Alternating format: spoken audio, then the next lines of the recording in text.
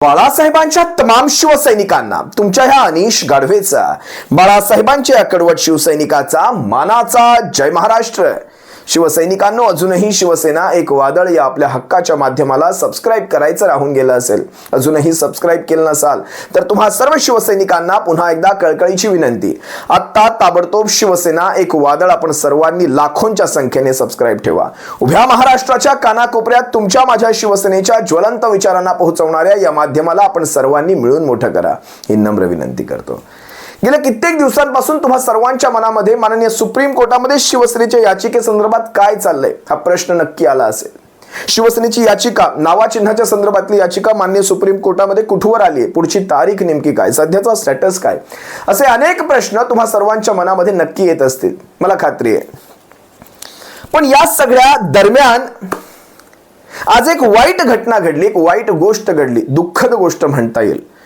या याचिकेचा आणि या दुःखद गोष्टीचा थेट संबंध आहे आणि ती गोष्ट आहे सुप्रीम कोर्टामध्ये सुप्रीम कोर्टाचे वकील, तसा शिवसेनेच्या केसचा आणि त्यांचा थेट संबंध नाही, पण तरी सुद्धा सुप्रीम कोर्टामध्ये शिवसेनेच्या याचिकेच्या संदर्भात प्रत्येक वेळी गोष्ट उलगडून सांगणारे, गोष्ट सोपी करून सांगणारे, मी त्यांना शिवसैनिक संबोधू शकत नाही, ते शिवसैनिक होते नव्हते मला माहित नाही, पण ज्या प्रकारे मी त्यांचं विश्लेषण ऐकायचो, त्यांच्याकडून कायद्याच्या खाचखळग्यांच्या गोष्टी ऐकायचो, कायद्याच्या गोष्टी ऐकायचो, घटनेप्रमाणे गोष्टींचं आकलन मी करायचा प्रयत्न करायचो, कारण त्यांचा प्रत्येक शब्द न शब्द हा घटनेप्रमाणे असायचा, संविधानाप्रमाणे असायचा, कायद्याच्या पुस्तकाप्रमाणे असायचा. असे ज्येष्ठ वकील म्हणता येईल त्यांना.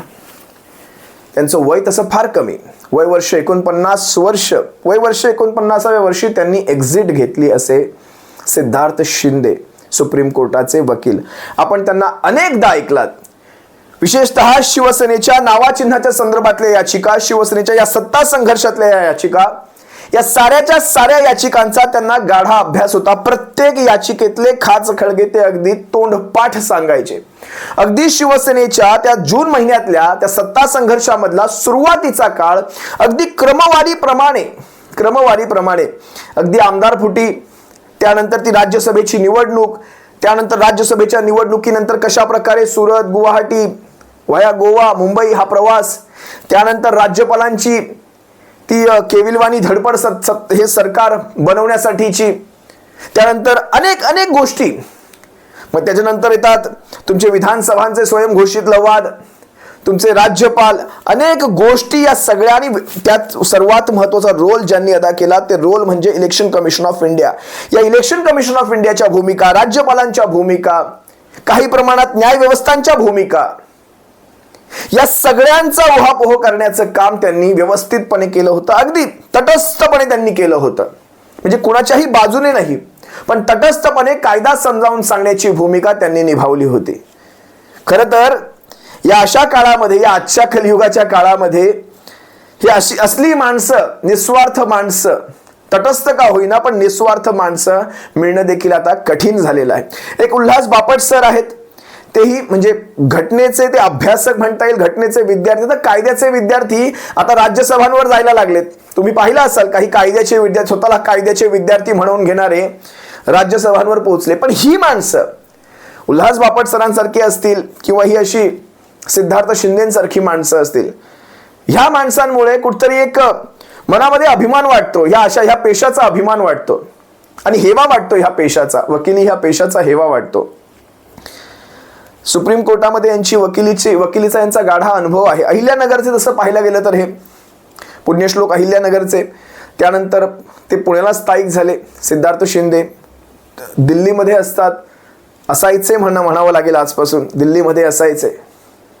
या सिद्धार्थ शिंदेंनी म्हणजे यांच्या तोंडून, म्हणजे आजवर बाहेर आल्यानंतर, आतमध्ये निकाल असो, महाराष्ट्रातल्या कुठल्याही परिस्थितीचा निकाल असो, म्हणजे कुठल्याही विषयाचा निकाल असो, बाहेर आल्यानंतर मीडियाला संबोधन करताना मला सिद्धार्थ शिंदे बऱ्याचदा दिसायचे आणि अगदी व्यवस्थितपणे सगळ्या माध्यमांनी त्यांना ती श्रद्धांजली अर्पण केली, आदरांजली अर्पण केली.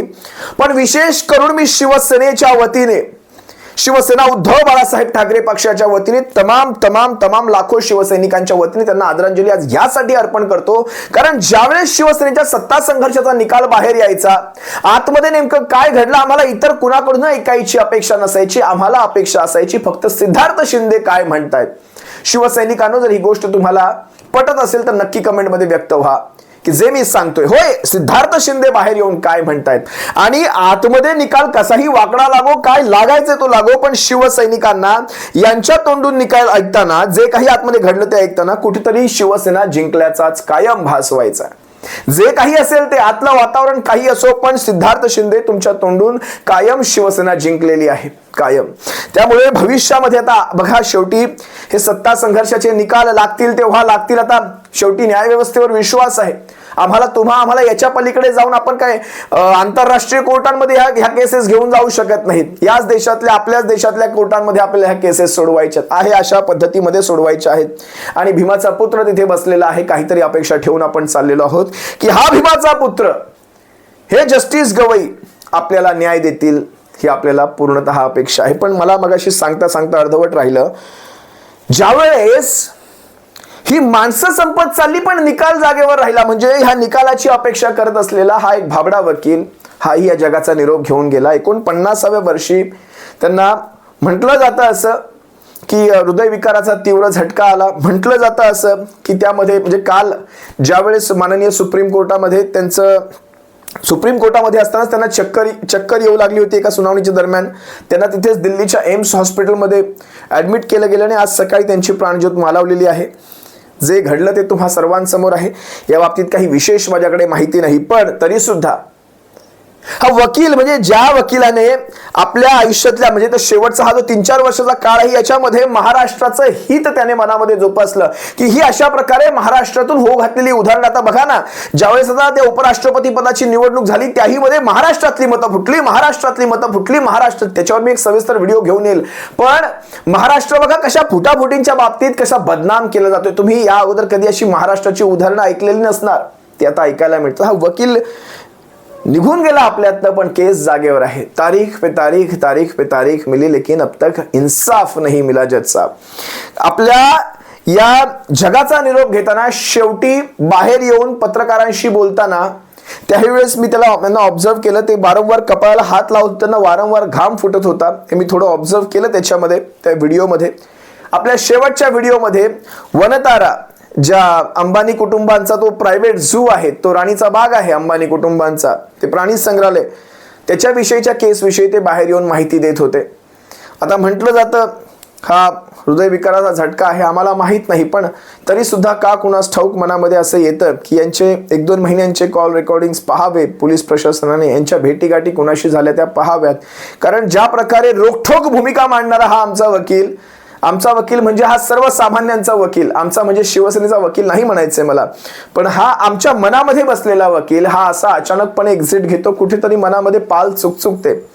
मी नाही सांगू शकत माझ्या मनामध्ये येणारे हा भावना खऱ्या खोट्या मला माहित नाही, पण या सगळ्या बाबतीत कुठेतरी एखादी चौकशी सुद्धा झाली पाहिजे की कुणाच्या भेटीगाठी झाल्या, कुणाचे काही फोन कॉल्स आले का, कुठलं यांना मानसिक दबाव होता का, मानसिक त्यांच्यावर ताण होता का, ह्या सगळ्या गोष्टींची सुद्धा चौकशी झाली पाहिजे, सत्य समोर आलं पाहिजे. पण शेवटच्या आपल्या त्या आतमध्ये वंताराच्या झालेल्या सुनावणी दरम्यानचा तो उहापोह त्यांनी बाहेर येऊन कसा केला होता, हे शेवटचे काही मिनिटं पहा. फाईल करणार आहे आणि मठ फाईल केलेलं आहे, ते प्रकरण वेगळं आहे. पण ओव्हरऑल वंताराचं जे प्रकरण होतं त्याच्यात SITचा रिपोर्ट सुप्रीम कोर्टाने एक्सेप्ट केलेला आहे. सर, याच संदर्भात वकिलांचं असंही म्हणणं होतं की या प्रकरणाचा रिपोर्ट जो आहे तो डिस्क्लोज करू नये, समोर आणू नये, असंही त्यांनी सुनावणी बघा, कोर्टासमोर त्रिसदस्यीय SITने रिपोर्ट कोर्टाला दिलेला आहे. वंताराच्या वतीने हरीश साळवे आणि केंद्र सरकारच्या वतीने तुषार मेहता अपियर झाले. कोर्ट म्हणलं की SITचा रिपोर्ट तसा आम्ही आजच्या आमच्या ऑर्डरमध्ये इन्कॉर्पोरेट करतो. तर हरीश साळवे आणि तुषार मेहतांचं म्हणणं होतं की एकदम पूर्ण रिपोर्ट तुम्ही नका करू. कोर्टाचं म्हणणं आहे की हे प्रकरण वंताराबद्दलचं आता संपलेलं आहे. संध्याकाळी जी कोर्ट ऑर्डर येईल वेबसाईटवर त्याच्यात जे काय कोर्टाला म्हणायचं आहे आणि जे काय त्रिसदस्यीय कमिटीचा रिपोर्ट आहे त्याचे कुठले अंश त्या ऑर्डरमध्ये टाकायचे ते कोर्ट ठरवेल. त्यामुळे वंताराचं प्रकरण सुप्रीम कोर्टाचं म्हणणं आहे हे प्रकरण संपलेलं आहे आणि SIT प्रमाणे तिथं काहीच गैर होत नाही.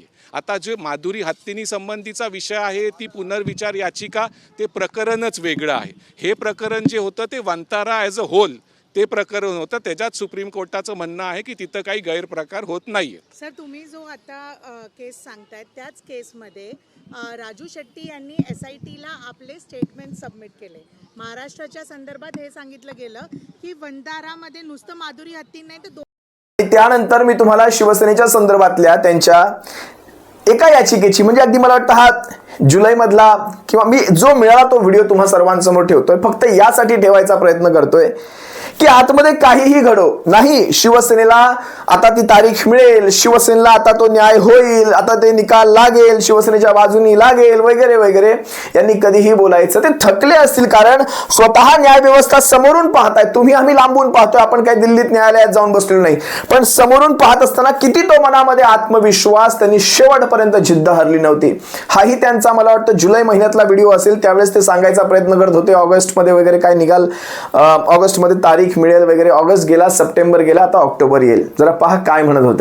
सुप्रीम कोर्टाने आज स्पष्ट सांगितलं आहे की आता 2 वर्ष झालेले आहेत आणि आम्हाला ह्या मॅटरचं सोक्ष लावायचं आहे. आज सुप्रीम कोर्टाने शिवसेना पक्ष आणि चिन्हाच्या बाबतीत खूप मोठं विधान केलेलं आहे. ते म्हणले आहेत आता हे अर्ज दाखल करणं वगैरे आपण बंद करा.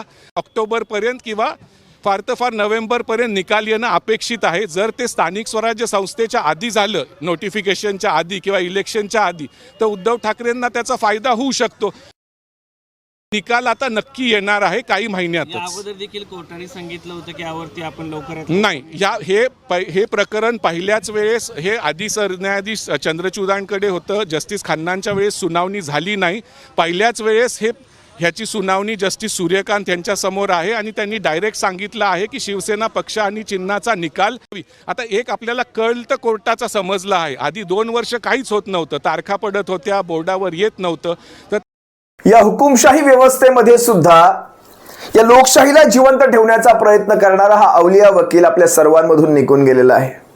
त्या वकिलाला शिवसेना एक वादळ परिवारातर्फे, माझ्यातर्फे आणि तमाम महाराष्ट्रातल्या तमाम शिवसैनिकांतर्फे मी एक मानाचा जय महाराष्ट्र नक्कीच करेल. अखेरचा मानाचा जय महाराष्ट्र म्हणता येईल.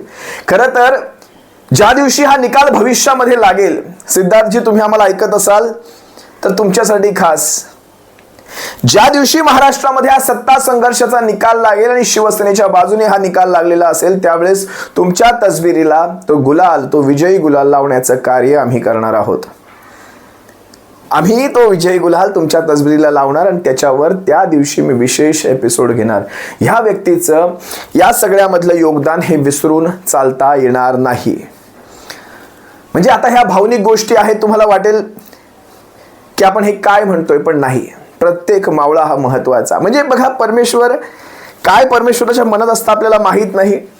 हा काही राजकारणाचा भाग नाही. मी जे आजचं माझं विश्लेषण आहे हा राजकारणाचा भाग नाही. पण चांगली माणसं, आता परमेश्वराच्या त्या दरबारामध्ये कुठल्या केसेसचे निकाल लावायचे होते त्यावेळेस आमच्या चांगल्या वकिलाला एवढं अकाली बोलावण्यात आलं. परमेश्वराची इच्छा, शेवटी त्याच्या पुढे तुम्हा पामरांचं काहीच चालत नाही. पण परमेश्वराने चांगल्या माणसांसोबत काही वाईट माणसांकडे लक्ष ठेवावं आणि त्यांनाही, वाईट माणसांनाही धडे शिकवावेत, आयुष्यामध्ये चांगले धडे शिकवावेत. नाहीतर ही कलियुग संपायला वेळ आहे अजून, पण ह्या कलियुगाचा अंत मला फार जवळ दिसतोय. इतका घाणेरडा काळ चालू आहे सध्या. या वाईट माणसांनाही सुबुद्धी द्यावी परमेश्वरा आणि त्यांच्याकडूनही चांगलं कार्य कसं करून घेता येईल अशा प्रकारची त्यांना सुबुद्धी द्यावी. नाही तर ही चांगली माणसं एक्झिट घेत राहतील आणि वाईटांचा इथे सुकाळ चालू होईल, एवढंच वाटतं. तुर्तास इथेच थांबतो. या अवलिया वकिलाला मी शिवसैनिकाला अजूनही म्हणणार नाही, कारण मला त्यांना कुठल्याही चौकटीत आणायचं नाही. पण या अवलिया वकिलाला आम्हा सर्वांतर्फे, महाराष्ट्रातर्फे, शिवसेनेतर्फे पुन्हा एकदा तो मानाचा जय महाराष्ट्र, सिद्धार्थची मानाचा जय महाराष्ट्र. धन्यवाद. रजा घेतो.